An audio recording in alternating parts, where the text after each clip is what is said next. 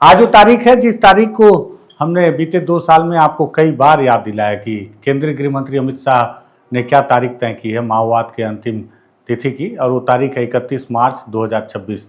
तो आज वो तारीख है और कल संसद में अमित शाह ने ये दावा किया कि माओवाद अब पूरी तरह से, हथियारबंद माओवाद पूरी तरह से समाप्त हो गया है। ये बात अलग है कि माओवाद अभी भी झारखंड में है और उनके जो शीर्ष नेता हैं मिसिर बेसरा, वो अपने साथियों के साथ में हैं। साथ ही साथ उनके एक और पोलित ब्यूरो जिनका नाम गणपति है, वो भी वापस नहीं लौट कर आए हैं। सभी सोच रहे थे कि शायद 31 मार्च को ये सभी भी वापस आ जाएंगे, लेकिन छत्तीसगढ़ में अब पूरी तरह से माओवाद समाप्त हो चुका है, हथियारबंद माओवाद। और आज बचे कुछ माओवादी जो हैं, उसमें से अगर 1, 2, 4 को छोड़ दिया जाए तो आज भी बड़ी संख्या में माओवादियों का समर्पण हुआ है। सिर्फ समर्पण नहीं हुआ है, इन माओवादियों ने करोड़ों रुपए अपने साथ लेकर आए। क्या है पूरा मामला, इस पर बातचीत करते हैं। नमस्कार, मैं विकास तिवारी हूँ, आप बस्तर टॉकीज देख रहे हैं।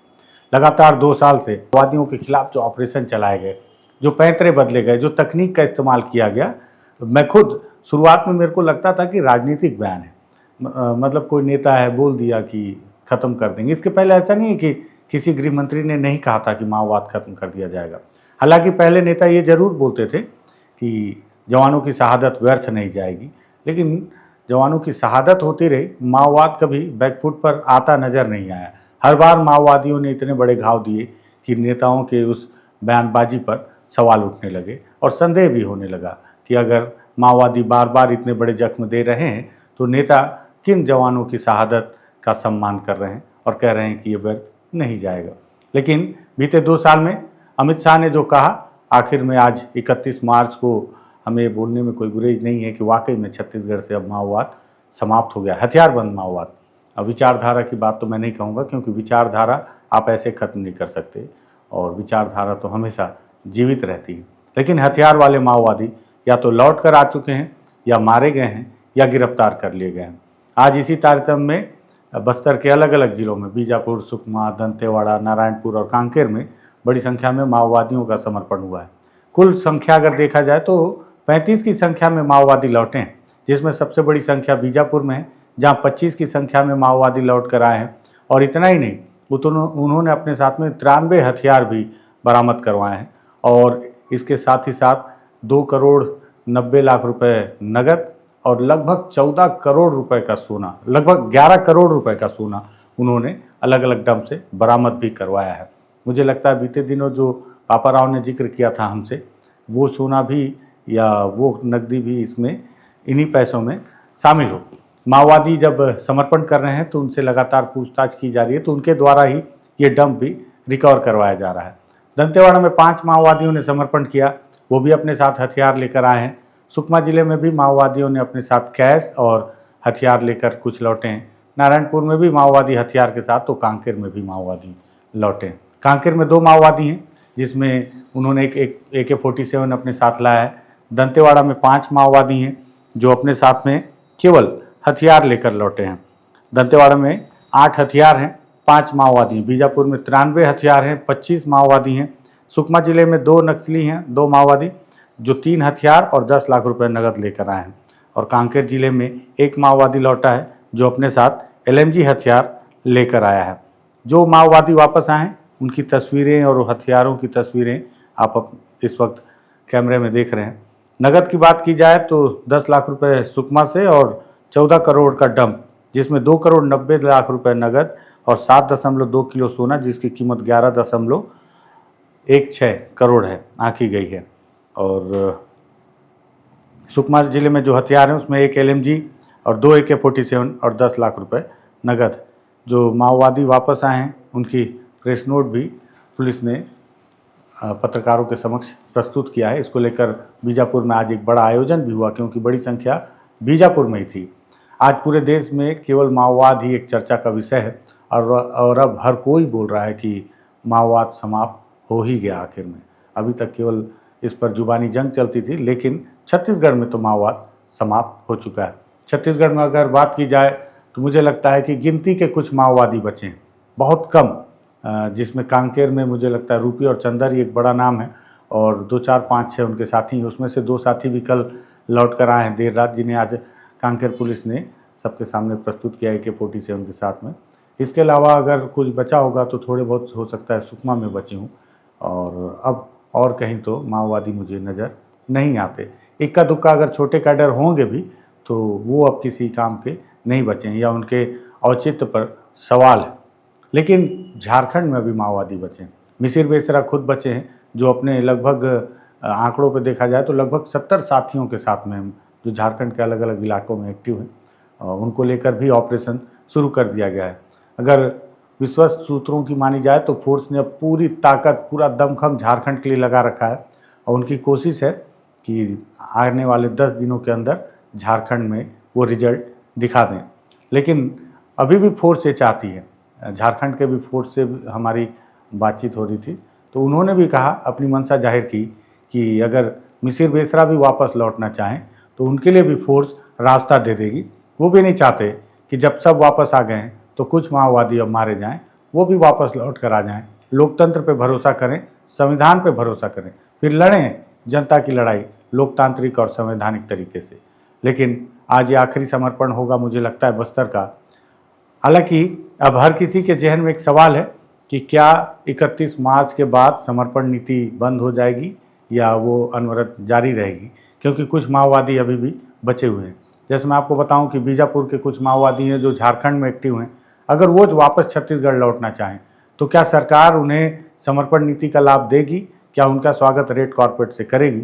इस पर कोई स्पष्ट जवाब अभी सरकार की तरफ से नहीं आया है। हालांकि ये बात भी नहीं कही गई है कि आज से समर्पण नीति को बंद किया जा रहा है, क्योंकि सरकार को भी पता है कि कुछ माओवादी अभी भी या तो संपर्क से दूर हैं या किसी तरह की झिझक है या कुछ के मन में डर है कि कहीं ऐसा ना हो कि लौटते वक्त फोर्स उन्हें पकड़े और मार दे। तो तमाम तरह की बातें हैं, लेकिन देखना होगा कि सरकार इस पर स्पष्ट राय कब सामने रखती है।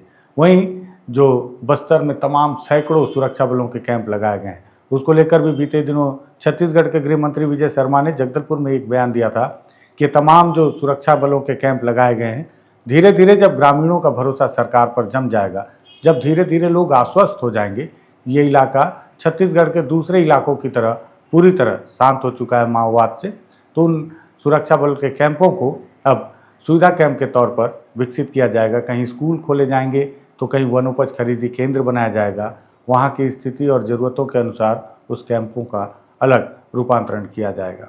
आज एक बड़ा समर्पण हुआ, आखिरी समर्पण हुआ, ऐतिहासिक दिन में हुआ। ऐतिहासिक दिन तो आपको बोलना ही पड़ेगा, चाहे आप सरकार के समर्थन में हो या विपक्ष में हो या विरोध में हो, लेकिन आपको मानना पड़ेगा कि साम दाम दंड भेद जिस भी तरह से हो, सरकार ने माओवाद को वापस लौटने पर, माओवादियों को वापस लौटने पर और माओवाद को घुटने टेकने पर मजबूर तो कर दिया। इसको लेकर हमने जो जगदलपुर में माओवादी संगठन के वरिष्ठ नेता हैं, सतीश हों या फिर चैतू दादा हों, भास्कर हों या रनीता दीदी हों, इन सभी से अलग से एक बातचीत की है जो आप दूसरे वीडियो में देखेंगे। उनका क्या सोचना है माओवाद के समाप्त होने को लेकर, उनसे भी बातचीत है, तो उस पर आप देखिएगा अगले वीडियो में। लेकिन ये बड़ा समर्पण था तो मुझे लगा कि आपको इस पर जानकारी दूँ। बस्तराजी सुंदरराज पी जो इस पूरे 2 साल के घटनाक्रम के महानायक माने जा सकते हैं। मैंने देखा है बस्तर में कई आईजी ने आकर माओवाद के खिलाफ ऑपरेशन को नेतृत्व दिया, लेकिन बस्तर आईजी जो सुंदरराज पी हैं, उनकी जो प्रशंसा बिल्कुल करनी होगी। कारण ये है कि उन्होंने जितना धैर्य के साथ सारे ऑपरेशन को लीड किया, जब उन्होंने कभी अपना आपा नहीं खोया, ना ही उनके व्यवहार में किसी तरह का परिवर्तन मुझे तो देखने को नहीं मिला। और आज उन्होंने बीजापुर में पत्रकारों को संबोधित करते हुए क्या कहा, ये भी आप 31 मार्च 2026 देश के अंतर्गत नक्सल समस्या के समाधान की दृष्टिकोण से काफी एक महत्वपूर्ण और निर्णायक और ऐतिहासिक दिन है। 2 वर्ष पहले भारत सरकार, छत्तीसगढ़ शासन एवं समस्त स्टेक होल्डर्स द्वारा एक संकल्प लिया गया, मार्च 2026 तक नक्सल गतिविधि को पूर्ण रूप से समाप्त करना, नक्सल मुक्त बस्तर, नक्सल मुक्त छत्तीसगढ़, नक्सल मुक्त भारत, यह संकल्प था। इसी संकल्प के तहत एक एक कदम मजबूती से आगे बढ़ते गए और आज हम 31 मार्च 2026 दिनांक को बस्तर संभाग के अंतर्गत जिला मुख्यालय बीजापुर में हम सब एकत्रित होकर इसी ऐतिहासिक दिन का साक्षी बन रहा है।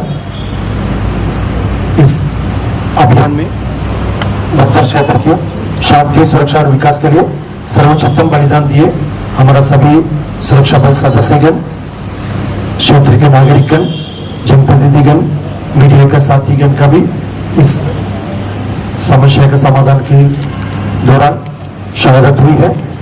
सभी संबंधित की ओर से मैं सभी शहीदों का नमन करते हैं। हमारा टीम की ओर से आज उनकी बलिदान को स्मरण करते हैं और उनकी बलिदान से प्रेरणा लेकर आगामी दिनों क्षेत्र में और सकारात्मक स्थिति निर्मित करने के लिए हम लोग संकल्पित होकर काम करेगा। आज के अवसर पर मैं इस विषय को लेकर भी बताना चाहूंगा। तब शासन द्वारा यह संकल्प लिया गया और क्षेत्र की जनता के भी मन में भी ये इच्छा थे नक्सल गतिविधि पूर्ण रूप से समाप्त हो और बस्तर संभाग के अंतर्गत समस्त 7 जिलों में बीजापुर, सुकमा, नारायणपुर, दंतेवाड़ा, बस्तर, कोंडागांव, कांकेर संपूर्ण इलाका में नक्सल गतिविधि से मुक्ति मिले, क्योंकि नक्सलवाद के कारण से विगत 30-40 वर्षों से हमारे क्षेत्र की 2100 से अधिक निर्दोष आदिवासी महिला, बच्चे, बुजुर्ग सबका जान चले गए थे और 1500 से अधिक हमारा सुरक्षा बल सदस्य को शहादत हुई है। काफी बड़ी जनहानि, मानहानि हुई, सास की संपत्ति, प्राइवेट प्रॉपर्टीज का नुकसान हुआ। आईडी ब्लास्ट और अन्य जो नक्सल घटना में कई लोग पैर उड़ गए थे, आंख की रोशनी चले गए थे। इस प्रकार नक्सलवाद के कारण से काफी पर्सनल लॉस और पब्लिक प्रॉपर्टी का नुकसान और किसी परिवार में रोजी रोटी कमाने वाले का उनके बीच से चले गई। इस प्रकार काफी कठिन विषय को, कठिन परिस्थिति को कहने के प्रत्यक्ष रूप से अप्रत्यक्ष रूप से हर परिवार, हर क्षेत्रवासी इसको पीड़ा को झेला है और आज हम उस मुकाम तक पहुंच गए हैं।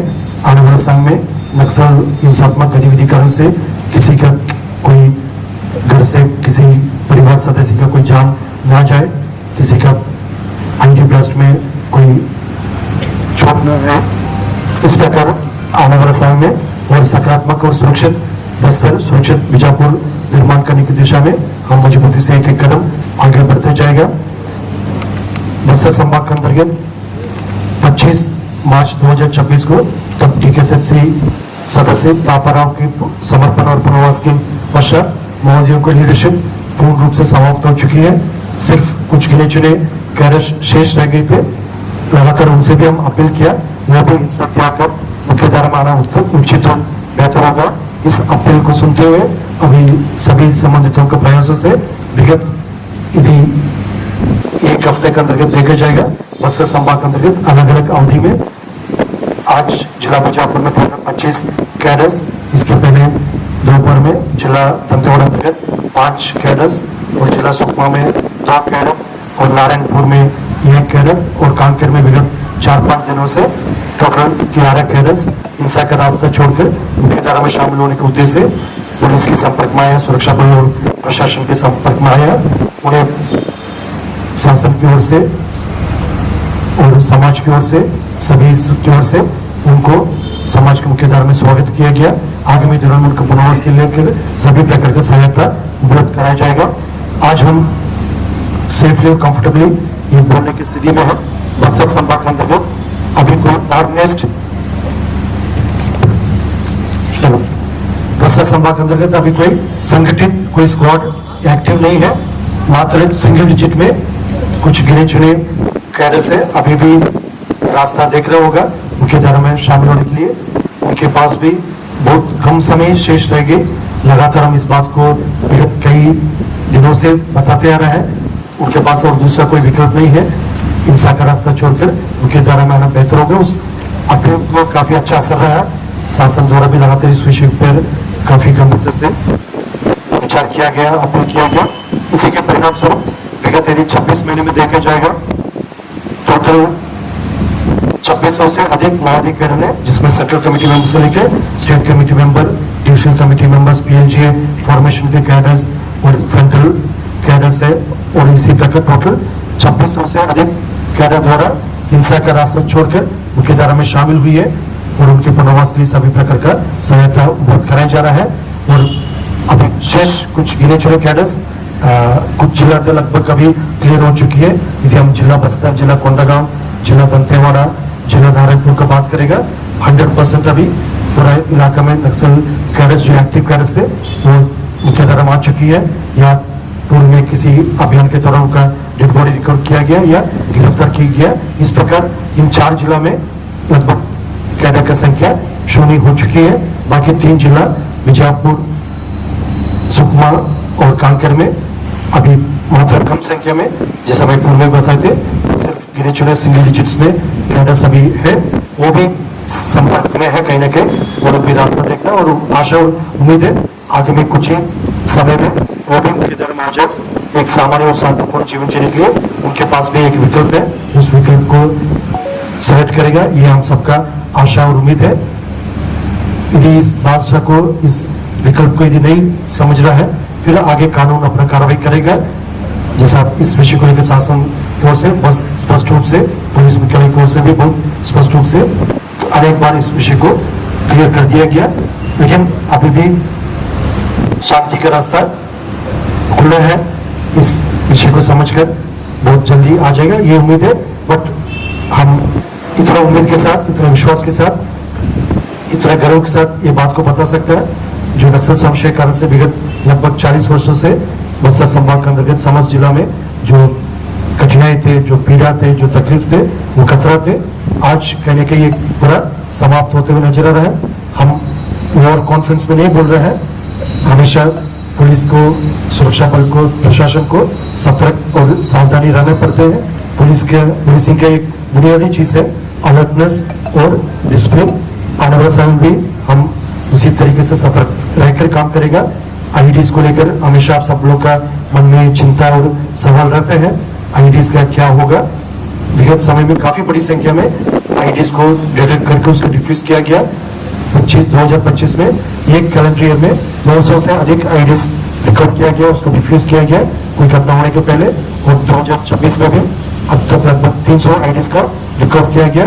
आगामी दिनों में भी इस दिशा में लगातार काम जारी रहेगा, ताकि कोई भी आईडी इलाके में शेष नहीं रह जाए, जिसके कारण से हमारा जनता का, सुरक्षा बल सदस्य का, इवन मवेशी या कोई वाइल्ड लाइफ का, किसी भी जीव राशि का कोई नुकसान ना हो, इस बात हमारा प्राथमिकता रहेगा।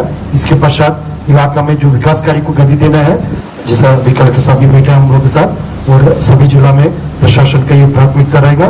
वो सब हम सबका एक संयुक्त जिम्मेदारी भी है, जो विकास कार्य को क्षेत्र की जनता की इच्छा अनुरूप उनकी सहमति से एक एक कदम आगे बढ़ते जाना, ताकि मूलभूत सुविधा जैसा सड़क, पुल पुलिया, बिजली आपूर्ति, रेशन दुकान, आंगनबाड़ी, प्राइमरी स्कूल्स, हॉस्पिटल का सुविधा, ये सब सुविधा से क्षेत्र की जनता लाभान्वित हो, ये भी हमारा प्राथमिकता रहेगा। इसी दिशा में लगातार आने वाले समय काम होते जाएगा। आज के अवसर में पुनः सभी शहीदों ने, जिन्होंने क्षेत्र की विश्वास, विकास, सुरक्षा के लिए, शांति के लिए अपना सर्वोच्चतम बलिदान दिया, उन्हें नमन करते। और साथ साथ हमारा टीम बल सदस्य है, मैं नाम भी लेना चाहूंगा, DRG, Bastar fighters, STF, cobra, CRPF, BSF, ITBP, SSB, Chhattisgarh arm police, security protocol से कुछ एजेंसीज का नाम मैं नहीं ले पा रहा है, उन सबका संयुक्त प्रयास रहा। इसी कारण से हम आज इस परिस्थिति तक पहुंच पाए थे। आज उन सब बल सदस्यों को भी मैं बधाई देना चाहूंगा। साथ साथ भारत सरकार, छत्तीसगढ़ शासन का, पुलिस मुख्यालय का हमेशा मार्गदर्शन और दिशा निर्देश रहा, जिसके कारण से हम आज इस परिस्थिति तक पहुंच पाए थे। सभी फोर्सेस का हेडक्वार्टर्स जैसा सीआरपीएफ, बीएसएफ, आईटीबीपी, एसएसबी, अन्य सुरक्षा बल का सभी का फोर्स हेडक्वार्टर से भी हमेशा हमको सहायता और मार्गदर्शन मिलते रहा। और अन्य जो एजेंसीज है, जो इंडियन एयरफोर्स, बीएसएफ का मी-17 हेलीकॉप्टर्स, बीआरओ, इस प्रकार के एजेंसीज है, उन्होंने भी अपना भूमिका निभाए थे। सबसे ज्यादा क्षेत्र की जनता इतना वर्षों तक हम सबका साथ दिया, हमारा प्रयासों में उनका विश्वास थे, हमेशा समर्थन रहा। समाज के वरिष्ठ जन, क्षेत्र के नागरिकगण और मीडिया के साथीगण, हम सबका भी हमेशा विशेष सहयोग रहा। कठिन समय में भी आप लोग इस चुनौती को सामने करने के लिए ताकत दिया और सही बात को जनता तक पहुंचाने में अहम भूमिका निभाए थे। इस प्रकार सभी जो हमारा साथियों का मैं आज इस वक्त आभार व्यक्त करना चाहूंगा। आज की कार्रवाई के संबंध में एसपी साहब ने ब्रीफ किया और आगे भी डिटेल से उन्होंने बताया, जो लगभग जो 31 मार्च 2024 का जो दिन की आखिरी एक कार्यक्रम के रूप में हम आज बीजापुर में इस कार्यक्रम में उपस्थित है। इस कार्यक्रम का साक्षी बन रहा है। आज टोटल 25 जो कैडेट्स है, जिसमें 3 DVCM लेवल के कैडेट्स है, 7 बटालियन और PNG कंपनी लेवल के कैडेट्स है, 4 PPCM कैडेट्स है, 6 ED committee members, 5 party members, total 25 cadets है, जिसमें 12 महिला कैडेट्स भी शामिल है। उन्होंने मुख्य धारा में शामिल हुआ, उन्हें स्वागत किया गया, समाज की वरिष्ठ भी उनका स्वागत किया। और वेपन के हिसाब से देखा जाएगा 4 AK-47, 9 SLR, 1 LMG INSAS rifle, 7 INSAS rifle, 1 carbine, 12 303 rifle और pistol, single shot rifle, 315 bore rifle, 12 bore rifle, BJ launchers, इस प्रकार टोटल 93 वेपन्स आज अलग अलग नाम के बरामद के पश्चात आप सबके समक्ष प्रस्तुत किया गया। और सर्वाधिक और महत्वपूर्ण बात है जो आज के सरल रिकवरीज में जो विगत समय जो महोदयों का डंप का रिकवरी किया गया, हमारे पास जो सूचना थे वो सरेंडर कैडेट्स की इंटरप्रेशन से भी जो जानकारी मिला, सभी को कोऑर्डिनेट करके जो डंप्स वगैरह के रिकवरी के कार्रवाई किए गए थे। आप सबको याद होगा 11 मार्च 2026 को संभाग मुख्यालय जबलपुर में एक डंप की रिकवरी संबंधित जानकारी प्रस्तुत की गई थी। उसमें 1.62 करोड़ जो कैश प्लस 1 किलो का गोल्ड का रिकवरी के बारे में जानकारी आप सबको दिए गए थे। उस समय वो सबसे स्टोरी के सर्वाधिक रिकवरी थे।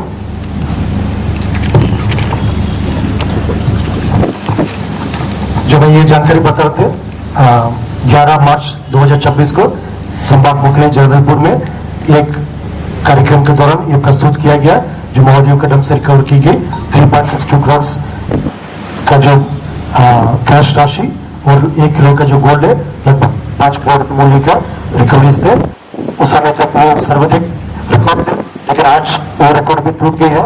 आज टोटल 7 kg गोल्ड। आज माओवाद को लेकर क्या कहा और इस समर्पण को लेकर क्या कहा, सारी जानकारियां दी।